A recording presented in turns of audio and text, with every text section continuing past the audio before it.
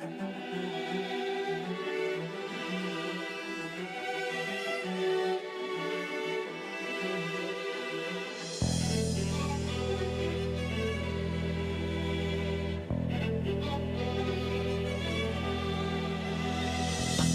noche con su magia suave y cotidiana cuelga liviana y sonora del ala de las chicharras. Se balancea marcando sombras, dejando huellas sin luna en la selva que el sueño me adorna. Y yo sueño y veo, y yo sueño y veo este paraíso hecho a mi medida. Flauta de bambú que me dispara el viento, y en él me voy batiendo alas, batiendo palmas, batiendo barro, batiendo el récord de la gracia de estar viva. Y en él me voy batiendo alas, batiendo palmas, batiendo barro, batiendo el récord de la gracia de estar viva.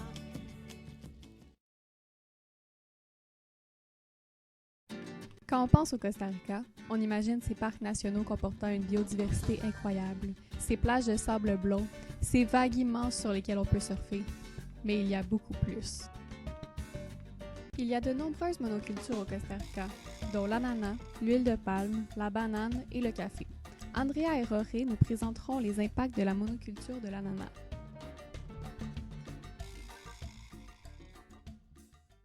Un monocultivo, cuando vos ves la tierra, después de que ya se ha cultivado muchas veces el mismo producto, la tierra está dañada. Entonces, bueno, eso es uno de los principales impactos. ¿Por qué está dañada la tierra? No solamente por utilizar un mismo producto, sino por el montón de productos químicos que se tienen que utilizar para que pueda crecer ese producto. Por ejemplo, digamos que la piña o cualquier monocultivo en realidad va a requerir una cierta cantidad de agroquímicos para que no lleguen plagas. En un sistema natural no se requieren tanto químico porque las mismas plantas que están alrededor alejan a las plagas, ¿verdad? Por eso es cultivos en pequeña escala. Cuando se quiere cultivar mucho a grande escala es cuando se hace por lo general el monocultivo y se requiere entonces gran cantidad de agroquímicos para alejar a esas plagas que pues vienen a atacar a la planta, ¿verdad? El gran uso de agroquímicos pues va a generar un impacto muy negativo en las personas porque se filtra en la tierra, con la lluvia muchas veces se baña, ¿verdad? Y se va extendiendo y va cayendo hasta los ríos. Por ejemplo, yo soy de San Carlos, es una zona donde la producción de piña es muy alta. La gente pues está tomando agua contaminada, pero no solo eso, sino que también el agroquímico se esparce con el viento y llega a las casas, a los sofás, a los juguetes. Se ha encontrado, estudios de la Universidad Nacional han encontrado partículas de los agroquímicos que se utilizan en los productos de la piña, para la piña, en las almohadas de los bebés, en las camas de las personas, ¿verdad? Entonces sí hay un impacto muy grande que está afectando ya la vida también de los seres humanos. Soy empleado de Pindeco. Pindeco es una empresa a nivel nacional de productos varios, como piña, asociada con Del Monte, que produce tomate, chile. Alrededor de nosotros, como empleados de Pindeco, miramos muchas cosas que no son justas para los animales más que todo. Incluso hasta para nosotros como personas, como empleados, a veces no tienen la suficiente capacitación para el cuidado de nosotros. Porque a veces nosotros estamos en el trabajo y no nos dicen tal área tiene tal aplicación. Ahí donde nosotros a veces respiramos ese químico o ese herbicida que se tiró en el campo, en el área. Entonces a veces nosotros al andar ahí respiramos eso. Entonces Eso es un tipo de contaminación para nosotros. Y de hecho muchos animales mueren. Y si me quejo al MINAE o a otras instituciones que velan por la salud de los animales, se dan cuenta que soy yo, me despiden del trabajo. Por un lado, pues se genera buen empleo para nosotros, pero por otro lado hay mucha desaparición de animales. Dentro del perímetro que tiene Pindeco ahorita, que son más de 4.000 hectáreas de piña, hay muchos empleados y que nos beneficiamos de eso. Pero la mayoría, desde hace más o menos 10 años para acá, ha venido afectando la salud de muchos. De hecho que hasta ahorita hay muchos que que tienen sus hogares, sus esposas, y hay niños que nacen con malformación a base de tantos químicos. Sí, y por otro lado, pues se ven muchas anomalías dentro de la empresa, a veces maltrato físico, verbal más que todo. Hay personas que, aunque se les ha dado esa charla en recursos humanos, que no entendemos bien esa charla que nos dan, porque a veces problemas personales los mezclan con los problemas laborales. Entonces ahí es donde se ha habido mucha presión en los trabajos. El salario no alcanza, es lo mínimo, estamos ganando muy poco. A como está hoy día lo que son los productos que consumimos dentro de nuestra casa, a veces no alcanza. Entonces nosotros quisiéramos a veces como quejarnos directamente con la empresa, pero a veces lo que hacen es que, como digo, nos despiden. No nos sirve quejarnos de nada, tenemos que conformarnos con el salario que hasta ahorita hay. Si usted falla un día, ya usted va quedando mal dentro de la empresa. Si pide mucho permiso, también va quedando mal dentro de la empresa. O sea, laboralmente nosotros tenemos que estar casi como esclavos de la empresa. El consumo de productos es solo una parte de toda una cadena productiva, ¿no? Entonces, siempre tenemos que preguntarnos lo que estoy consumiendo, de dónde viene. Entonces, cuando nos vamos a analizar esa cadena, nos damos cuenta, ¿verdad?, que quizá inocentemente yo estoy consumiendo algo, pero que está afectando, que para que ese producto llegue a mi casa, ha pasado por todo un proceso donde quizá muchas personas han tenido que sufrir o están sufriendo para que yo pueda consumir eso. Entonces yo creo que eso es como el primer aspecto que una persona debería tomar en cuenta en cualquier producto, ¿verdad? En el caso de la piña específicamente, muchas empresas que supuestamente venden piña incluso como orgánica, simplemente lo que han cambiado es a veces la etiqueta. Y además también nos hace cuestionarnos qué es esto de la agricultura orgánica, digamos, qué es piña orgánica. Si es una empresa que tiene una parte para piña orgánica y otra parte piña con agroquímico, digamos, ¿cuál es el sentido que tiene eso? Solo unas personas van a consumir la piña orgánica y el resto de la población con agroquímico y que se contaminen, digamos. Entonces yo lo veo que no es algo como muy ético, ¿verdad?, de parte de la empresa.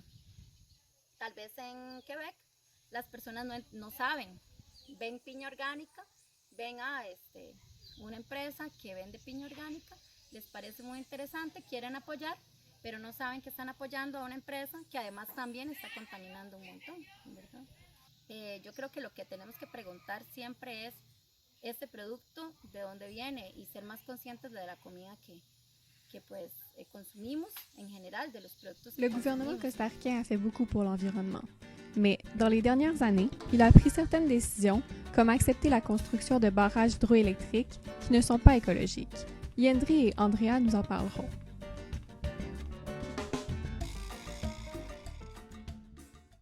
En este país, irónicamente, de las personas que han sido más perseguidas en este país son los ambientalistas y los ecologistas. Un país verde, supuestamente un país ecologista, y ha habido incluso asesinatos aquí a personas ecologistas, personas que han denunciado lo que está pasando en los parques nacionales, lo que está pasando en algunas reservas. Entonces, yo no diría que dentro de la agenda política está defender el ambiente. Lo trata de sostener, pero la presión que tenemos a nivel en materia ambiental es muy fuerte y no es prioridad, no ha sido prioridad en los últimos gobiernos. Entonces se sostiene y se aplican como pequeños arreglos, pero no soluciones verdaderas a los problemas que realmente están afectando.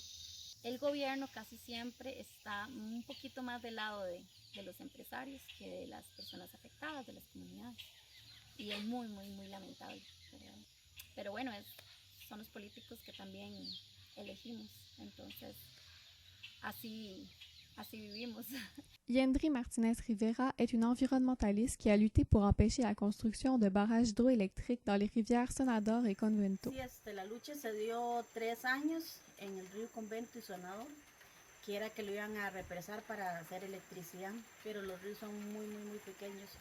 Entonces hemos hecho una lucha en oposición en todas las instituciones del gobierno, oponiéndonos a que se desarrollaran. Y hemos tenido que incluso algunas instituciones del gobierno decirles que ellos estaban haciendo mal porque no tomaban en cuenta las familias, ni tomaban en cuenta, digamos, los usos que se le daba al río en las comunidades. Entonces tuvimos que hacer mucha oposición tanto en las municipalidades, en las instituciones públicas, para que se lograra salvar los ríos o dejar que los ríos fueran libres. Bueno, con el proyecto, digamos, cuando empezamos a hacer la lucha por las hidroeléctricas, empezamos primero a tomar información de por qué era que venían estos proyectos, porque no teníamos conocimiento de qué eran las hidroeléctricas. Entonces nos damos cuenta de que los gobiernos de Centroamérica, México, han estado ellos desde hace años reuniéndose para planear qué hacer con nuestros recursos, digamos, de los países, qué hacer, qué tiene cada país para dar y cómo juntar todos esos recursos y poderlos explotar. Entonces nace un plan Puebla-Panamá que iba del sur de México hasta Panamá. Después han visto que deben de crecer, entonces ya abarca México hasta Colombia.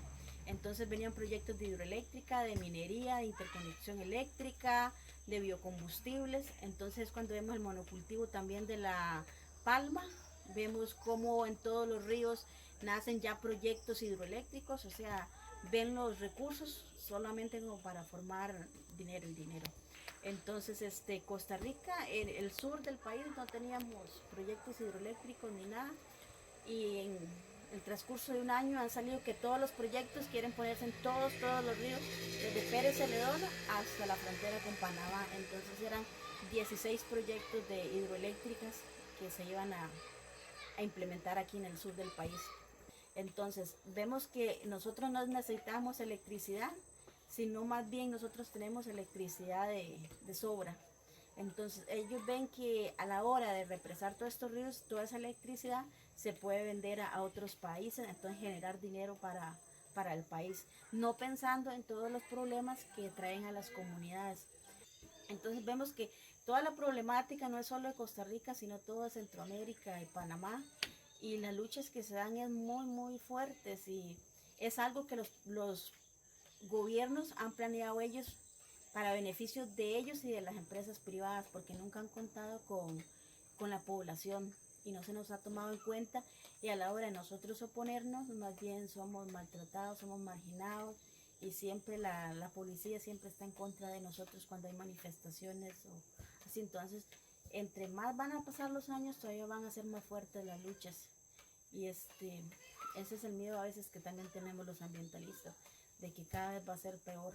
Y con este plan Mesoamérica prácticamente es privatizar todos los recursos, porque es el recurso agua, el recurso tierra, líneas de interconexiones, carreteras, puertos, aéropuertos, todo esto se va a privatizar. Le Costa Rica est un pays très prisé par les touristes. En effet, en 2016, il y en a eu 3 millions.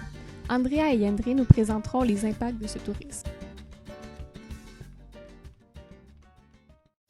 Lamentablemente, todos los países que el turismo es una parte importante, siempre tienen una doble cara, ¿verdad? Entonces, el turismo en sí no es lo negativo, ¿verdad? Sino que algunos lugares, tal vez por ser más accesibles o tener más publicidad, qué sé yo, pues han tenido un turismo muy invasivo, llamémoslo así.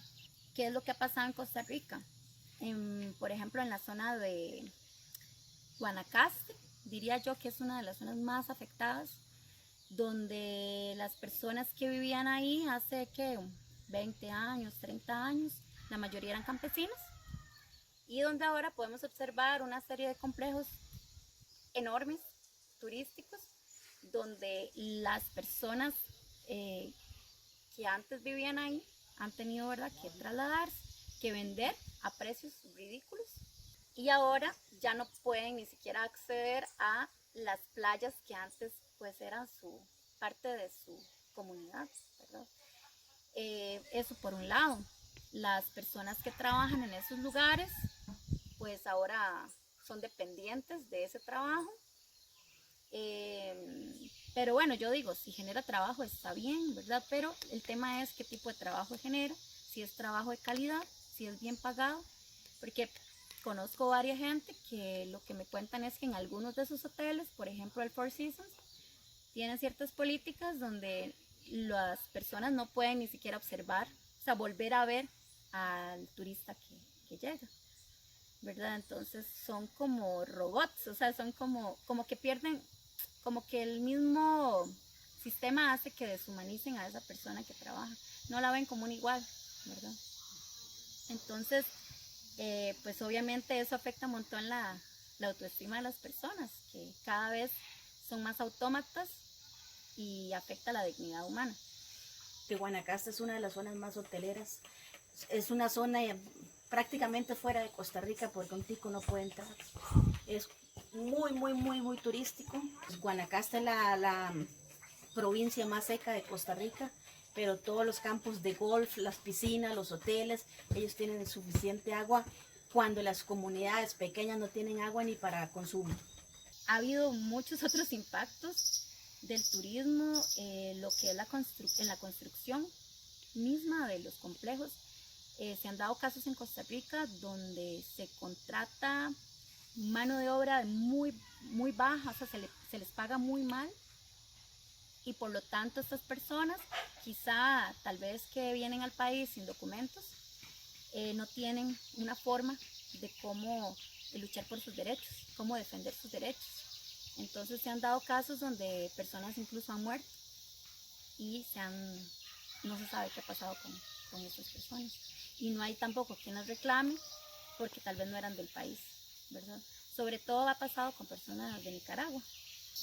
Mientras que estos hoteles a cada turista le cobran una cantidad exagerada, ¿verdad? Y bueno, otro impacto que yo veo enorme ha sido el impacto sobre el ecosistema, ¿verdad? Casos, por ejemplo, en los que los hoteles llegan a un lugar y tal vez había un manglar, cortan todos los árboles, rellenan de piedra, cemento, dejan una capa así como de arena blanca y ahí ponen las mesitas, las camas para hacer masaje, y las personas turistas que llegan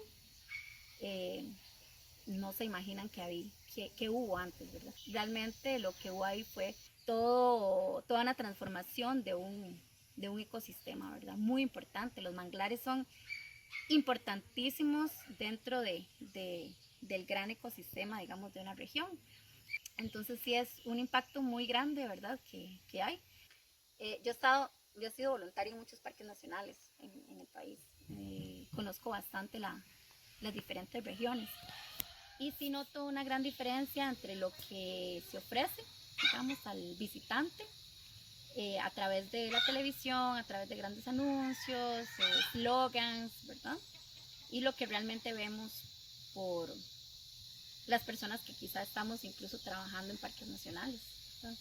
Los pocos recursos que les llegan a los parques nacionales para proteger las áreas de conservación es ridícula en comparación a la cantidad de dinero que les llega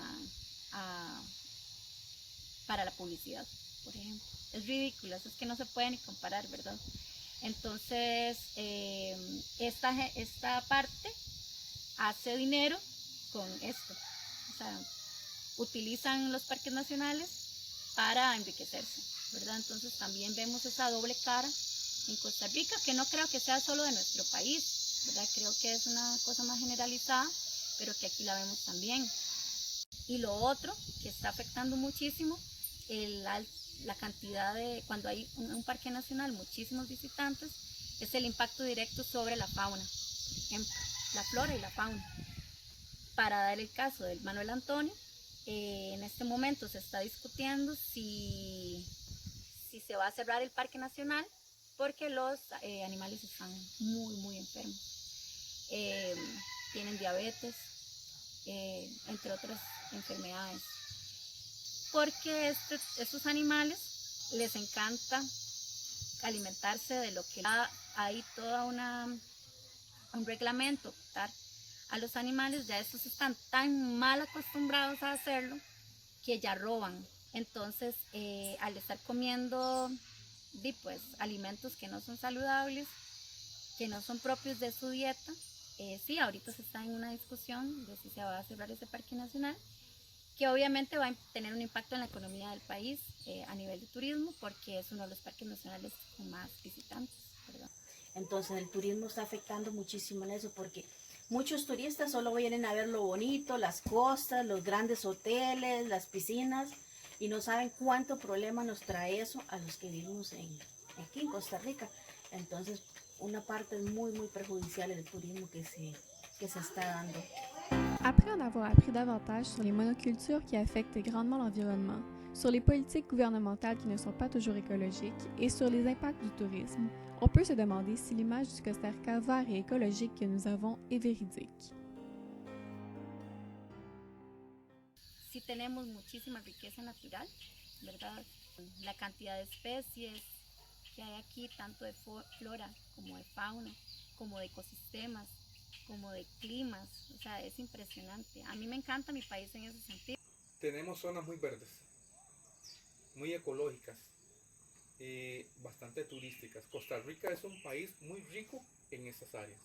Pero cuando ya llegamos a una área como Pindeco, echa a perder aquello verde que hay tan bonito, aquella fauna bonita, donde usted tal vez se mete senderos adentro. Aquí, por ejemplo, en esta cooperativa Longomay, usted camina por los senderos y usted ve animales, especies de animales que dentro de la empresa Pindeco hay, pero la mayoría están muriendo.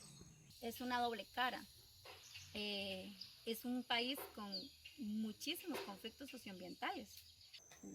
Bueno, la imagen que se vende de Costa Rica sí es una imagen verde. Tenemos muchos parques, tenemos naturaleza y todo, pero es una imagen que se vende porque nos interesa o al gobierno le interesan que los turistas vengan a Costa Rica y crean sus divisas. Pero realmente Costa Rica no es un país verde. El gobierno es uno de los que más da permisos para que se contamine el agua, se contamine el suelo, la tierra, todo. Entonces es un país, digamos, para mí hipócrita, que vendemos una imagen que no tenemos. Digamos que aquí que no la vivimos, porque a la hora de los ambientalistas defender, digamos, el ambiente, defender los ríos, defender los parques nacionales y todo, el gobierno siempre está en contra de nosotros o tenemos muchísimos problemas. Entonces la imagen que se vende es una cosa y lo que se ve en Costa Rica es otra. Entonces los ambientalistas, digamos, siempre estamos luchando contra eso. de que hay que luchar contra las instituciones, hay que luchar contra el gobierno, hay que luchar contra las empresas privadas y todo, y se vende una imagen de una Costa Rica verde y una Costa Rica feliz cuando no es tan feliz ni es tan verde.